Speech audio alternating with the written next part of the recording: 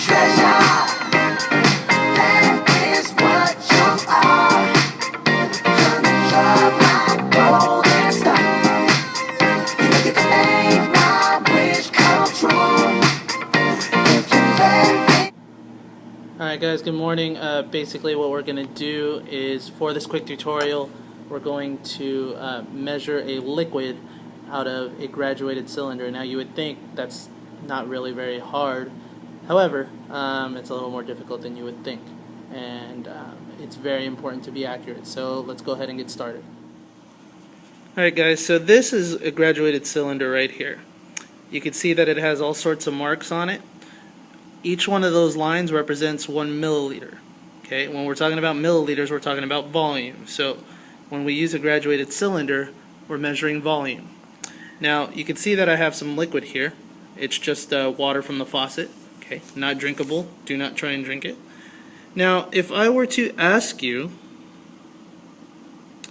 looking at this, how much liquid in milliliters is in this graduated cylinder?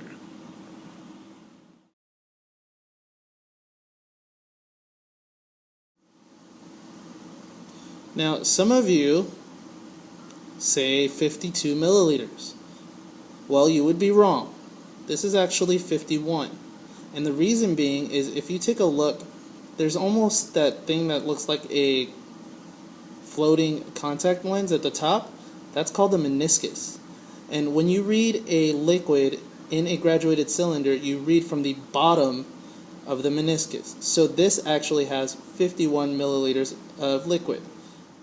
Now you wouldn't think that's much of a big deal being off 1 milliliter. However, if it were something like, say we were talking about a pharmacist making liquid medicine, being a milliliter off could do as much as kill a person.